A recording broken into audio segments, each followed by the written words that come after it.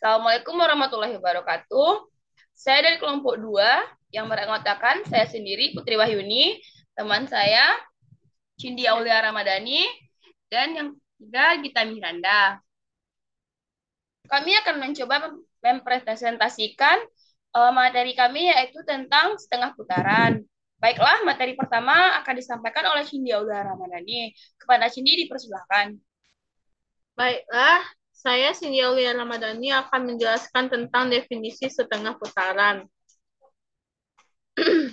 Sebuah setengah putaran pada titik A adalah suatu padanan atau didefinisikan SA untuk setiap titik pada bidang sebagai berikut ini. Ini ada dua syarat untuk dibilang bahwa ini adalah setengah putaran.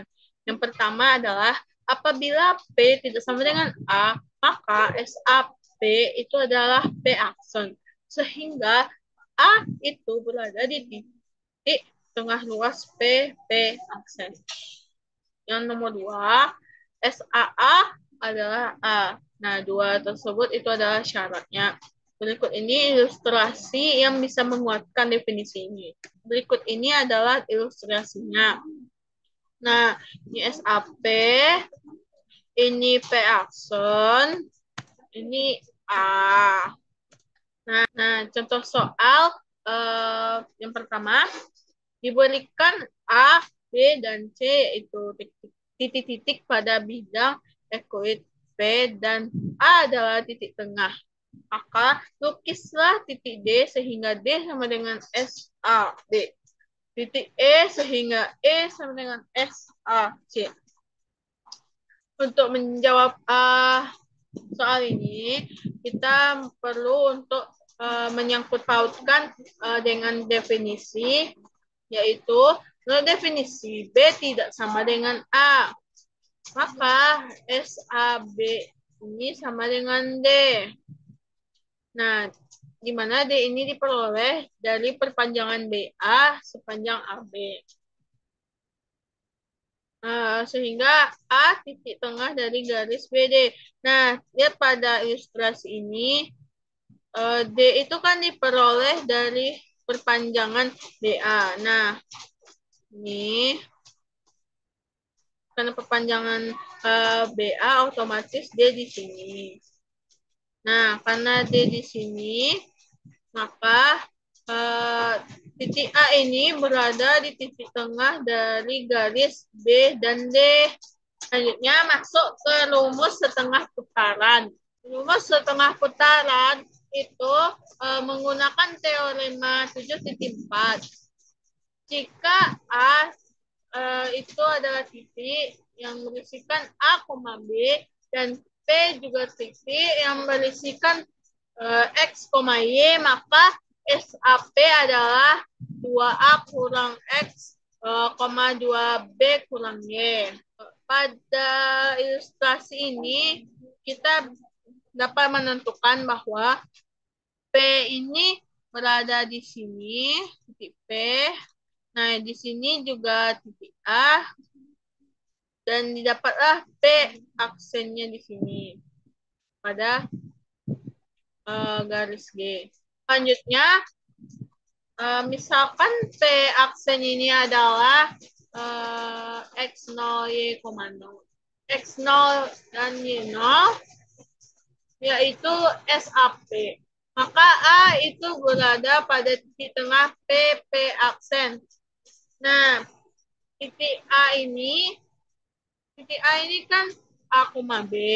Nah, kita harus mencari yang A-nya dulu, baru B. Nah, A ini kan X tambah X0 per 2. Lalu yang 2 ini kita pindah luaskan sehingga mendapat 2A sama dengan X tambah X0. Nah, kita karena P aksen kita ini adalah X0 dan Y0, maka kita mencari X0-nya. Nah, maka kita dapatlah 2A kurang X-nya itu adalah X0. Lalu yang B-nya ini kita cari yang Y0-nya. Nah, 2 ini kita pindah luaskan ke B sehingga didapati 2B sama dengan Y tambah Y0. Lalu yang Y ini kita pindah luaskan ke sini, sehingga didapati Y0 itu adalah 2B kurang Y. Maka didapatkan P aksen 2A kurang X, 2B kurang Y. Jadi, SAP itu 2A kurang X, 2B kurang Y. Nah, masuk ke contoh soal. Apabila titik A itu berisikan 2,3, maka tentukanlah SAC apabila C sama dengan 2,3. Lalu SAP apabila P sama dengan X, Y. Kita selesaikan yang bagian A terlebih dahulu. Kita bikin diketahui A sama dengan 2,3, lalu C sama dengan 2,3. Selanjutnya yang ditanya yang pertama itu adalah SAC. Lalu SAC dapat kita selesaikan dengan rumus 2A kurang X, 2B kurang Y. Nah, yang pertama itu kan A kan. Ini kan diketahui titiknya ada 2,3 dan C juga 2,3. Selanjutnya masukkan titik A sama titik C ini ke rumusnya. Yang kita ganti itu kan ini A, B gitu. Nah, itu tuh masukin ke sini gitu. Lalu masukkan A-nya ini 2 ke sini. Lalu yang 3 ini kan B, di sini 3. Nah, dan X ini kan 2. Dan Y ini kan 3. Nah, ditulislah di sini. Karena ini kan X, ini Y. Nah, kita substitusikan nilainya dan kita kalikan 2 kali 2 sama dengan 4 dikurang dengan 2, 2 kali 3 sama dengan 6 dikurang dengan 3. Dan didapatilah hasil SAC-nya itu adalah 2,3. Yang kedua, kita bikin diketahuinya, yaitu A sama dengan 2,3, yaitu AB. Lalu P sama dengan X, Y, sama dengan X, Y. Yang ditanya adalah SAP. Nah, yang kita cari itu kan SAP. Kita gunakan rumus awal. Ini. Nah, yang A ini kan 2. Yang B-nya kan 3. Jadi kita masukkan 2A. A-nya 2. X-nya ini X. Y-nya tetap Y. Jadi kita masukkan X-nya. Lalu yang 2B. B-nya itu kan 3 tadi nih. Di sini. 3. Dan Y tetap Y nilainya. Itu diketahui dari soal. Setelah itu kita substitusikan. Setelah kita substitusikan, kita kalikan. Sehingga 2 kali 2 sama dengan 4. Dikurang X kuadrat. 2 kali 3, 6. Kurang Y kuadrat. Lalu kita dahulukan variabel. Sehingga didapatkanlah SAP-nya itu adalah X kuadrat kurang 4, Y kuadrat kurang 6. Baiklah, materi selanjutnya akan disampaikan oleh Gita Miranda. Baiklah, terima kasih Cindy. Baiklah, saya akan membahas tentang sifat-sifat setengah putaran. Sifat-sifat setengah putaran. A. Teorema 7.1. Andaikan A sebuah titik dan G dan H dua buah garis tegak lurus yang berpotongan di A, maka SA sama dengan MG MH. 1. Kasus 1, P tidak sama dengan A. Buktinya, oleh karena G tegak lurus pada H, maka kita dapat membuat sebuah sistem sumbu ortogonal dengan G sebagai sumbu X dan H sebagai sumbu Y. A dipakai sebagai titik asal. Ditunjukkan bahwa untuk setiap P berlaku SAP sama dengan MG MHP, andaikan P X, Y tidak sama dengan A dan SAP tidak sama dengan P double aksen X1, Y1. Karena SAP sama dengan P double aksen. Maka titik A, titik tengah vektor P aksen. Sehingga 0,0 sama dengan X1 tambah X per 2 ditambah Y1 tambah Y per 2. Maka diperoleh X1 ditambah X sama dengan 0 dan Y1 ditambah Y sama dengan 0. Atau X1 dikurang atau X1 sama dengan min X dan Y1 sama dengan min Y. Jadi SAP sama dengan P min X, min Y persamaan 1. Komposisi percerminan MG sama dengan MG min X, Y sama dengan min X, min Y. Artinya MG sama dengan min X, min Y persamaan 2. Jadi persamaan 1 dan persamaan 2 diperoleh SAP sama dengan MG jadi SA sama dengan MG. Baiklah, ini adalah ilustrasinya. P X, Y dicerminkan menjadi P min aksen min X, Y dicerminkan menjadi P double aksen min X, min Y. Untuk kasus 2, P sama dengan A. Menurut definisi, SA A sama dengan A persamaan 1, MGMA H sama dengan MGA sama dengan A persamaan 2. Dari persamaan 1 dan 2 diperoleh SAA sama dengan MGMHA. Jadi SAA sama dengan MGMHA. Nah, untuk contoh, diketahui titik-titik A, B, C yang tak segaris, lukislah garis-garis G dan H sehingga MGB sama dengan B dan SA sama dengan MGMH. Berikut adalah penyelesaiannya. B mencerminkan B aksen, C mencerminkan B double aksen. Teorema 7.2.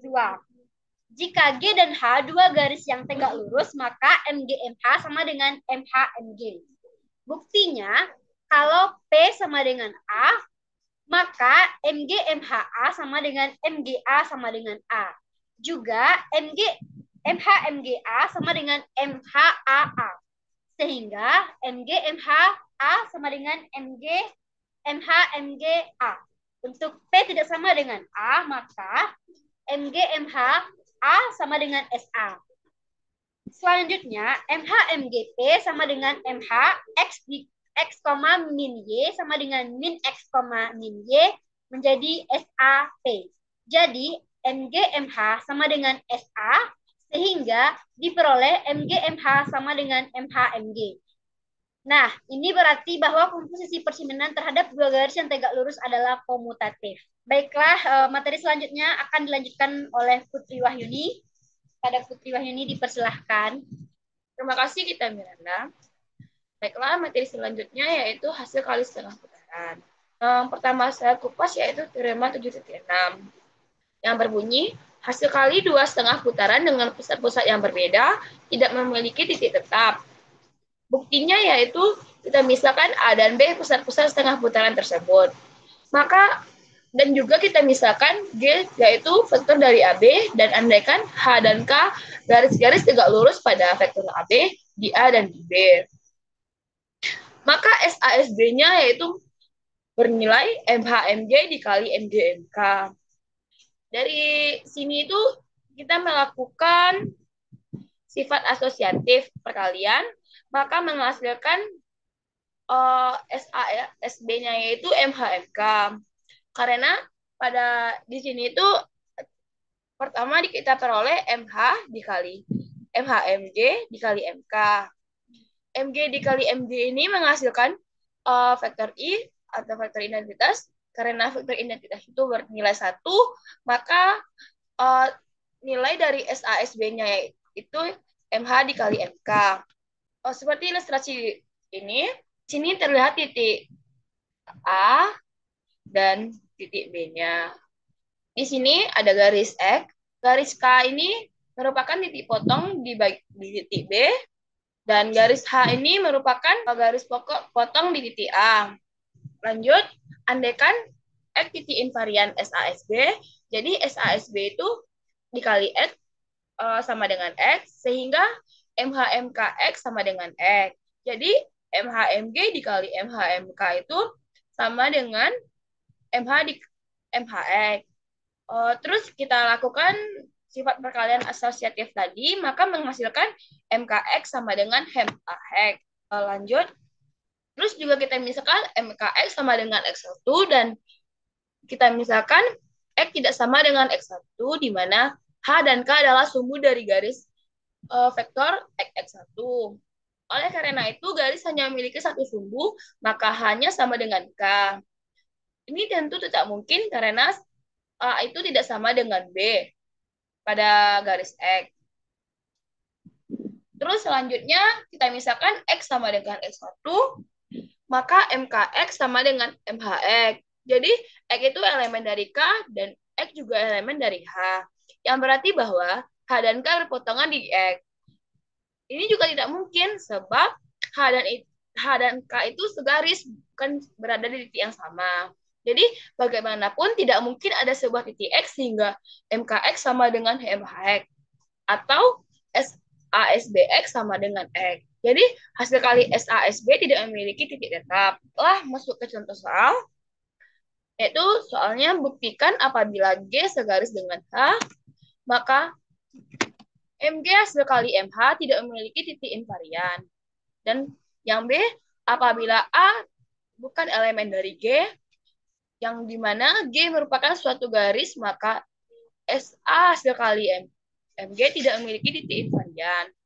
Penyelesaiannya, ambil garis K tegak lurus dengan G dan H, misalkan K irisan G, yaitu bernilai A, dan K irisan H bernilai B. Maka MG hasil kali MH-nya, yaitu MG hasil kali I kali MH. Yaitu setelah melakukan proses operasi hasil kali bilangan, maka menghasilkan MG hasil kali MH, yaitu sama dengan SH hasil kali SB. Jadi dari sini terlihat bahwa SA sekali SB tidak memiliki titik invarian, maka MG sekali MH juga tidak memiliki titik invarian. Selanjutnya, soal yang kedua yaitu misalkan ada titik invarian dari SA sekali MG, yaitu X. Akibatnya SA sekali MG, X sama dengan X. Di sini kita melakukan yang pertama yaitu proses perkalian juga, yaitu SA inverse G kali SA sekali MG X, yaitu sama dengan SA inverse X. Jadi sini setelah melakukan operasi perkalian dengan sifat asosiatif, maka menghasilkan negatif MGX sama dengan SHX. Selanjutnya kita misalkan MGX sama dengan SAX dan sama dengan E. Maka diperolehlah kesimpulannya yaitu A titik tengah dari vektor XY dan yang kedua yaitu G sumbu dari vektor XY. Jadi dari persamaan 1 dan 2 tadi ya, dapat disimpulkan A elemen G. Maka terjadilah kontradiksi dengan diketahui bahwa A itu bukan elemen dari G. Akibatnya penggadaian X tidak invarian dari S kali MG.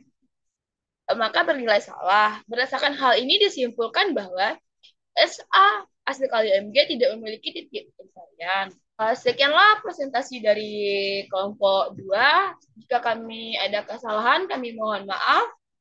Saya sudahi. Assalamualaikum warahmatullahi wabarakatuh.